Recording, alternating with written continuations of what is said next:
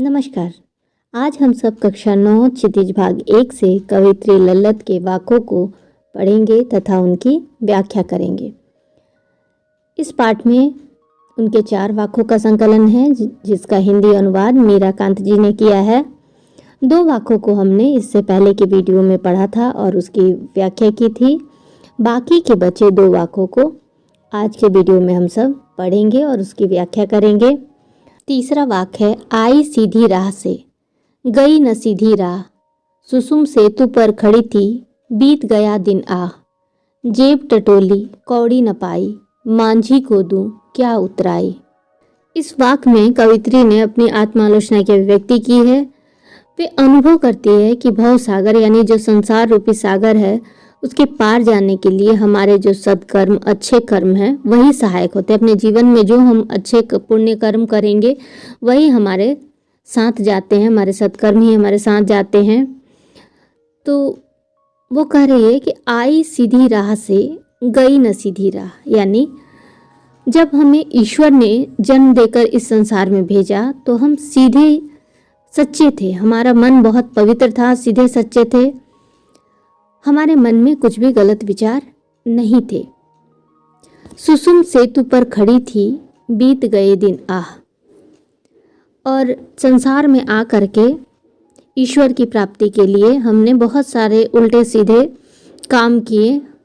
वो कह रही हैं कि मैंने ईश्वर प्राप्ति के लिए सामान्य मार्ग में न जा करके ईश्वर की भक्ति मार्ग को त्याग करके हठ योग का सहारा लिया, ईश्वर की भक्ति न करके हठ योग का सहारा लिया और ईश्वर के मध्य सेतु का निर्माण करना चाहती थी। अपने सुषुम्ना नाड़ी के द्वारा हठ योग करके ईश्वर के बीच अपना जो है पुल का निर्माण करना चाहती थी और उसी उल्टे पुल्टे काम करने में हमारा समय जो है, हमारा जीवन बीत गया।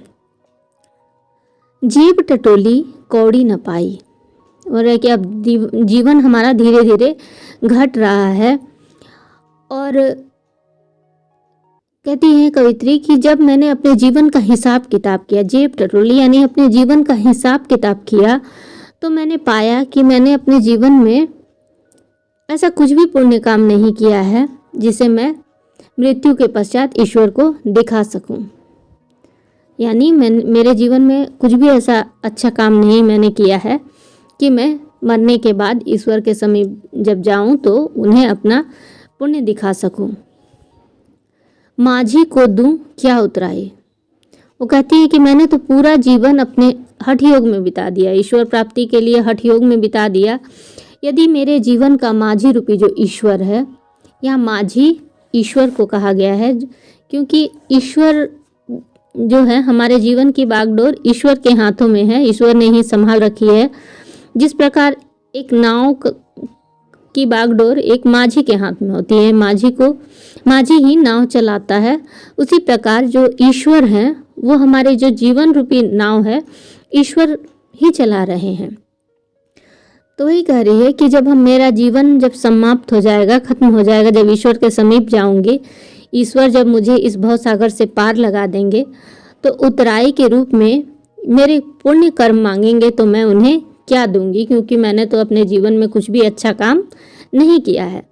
इस बात का कवित्री को बहुत अफसोस है क्योंकि जो समय एक बार बीत जाता है वो दोबारा लौटकर नहीं आता है। इसका अफसोस वो कवित्री कर रही हैं इस वाक्य में कि उन्होंने अपने जीवन में कुछ भी अच्छा काम नहीं किया है और उनका मानना है कि जो भव सागर पार करने के लिए हमारे जीवन के जो अच्छे कर्म हैं वही सहायक होते हैं।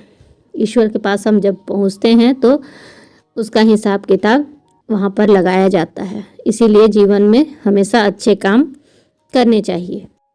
चौथा वाक्य है, थल थल में बसता है सिवही, भेद न कर क्या हिंदू मुसलमान, ज्ञानी है तो स्वयं को जान, वही है साहिब से पहचान। इस वाक्य में ईश्वर की सर्वव्यापकता के बारे में कवित्री लल्लत ने बताया है।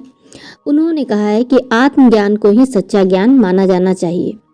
यदि हम अपने अंदर स्वयं झांक करके अपनी अंतरात्मा को जान लें तो वही ईश्वर की प्राप्ति हो जाती है। यहाँ कवित्री कह रही हैं कि थल थल में बसता है शिव, यानी ईश्वर जो है हर जगह है, सारे संसार में सभी जगह ईश्वर व्याप्त हैं। भेद न कर क्या हिंदू क्या मुसलमान, वो कण कण में उपस्थित है। और जो धर्म रूपी आडंबर है, जो हिंदू मुस्लिम का जो भेदभाव लोग करते हैं, वो नहीं करना चाहिए, क्योंकि ईश्वर कण कण में व्याप्त है। और हिंदू मुसलमान के चक्कर में वो सभी को कह रही हैं कि हिंदू मुसलमान के चक्कर में मत पड़ो, ईश्वर के लिए सभी एक हैं, ईश्वर के लिए सभी बंदे एक हैं। ईश्वर भेदभाव नहीं करता है, तो हम क्यों भेदभाव करें हिंदू मुसलमान का। ज्ञानी है तो स्वयं को जान, वो कहती हैं यदि तुम ज्ञानी हो तो सर्वप्रथम स्वयं को पहचानने की कोशिश करो, अपनी अंतरात्मा में झांको कि हम क्या कर रहे हैं, हम सही हैं, हम गलत हैं। सबसे पहले अपनी अंतरात्मा में झांको और अपने आप को पहचानने की कोशिश करो, वही है साहिब शिव पहचान। यहाँ कह रही हैं कि केवल यही तरीका है तुम्हें ईश्वर के समीप ले जाएगा। यदि हम अपने अंतरात्मा में झांक लेंगे, वो यदि साफ है, वहाँ यदि हम अपनी आत्मा से शुद्ध हैं, तो वहीं हमें ईश्वर की प्राप्ति हो जाती है।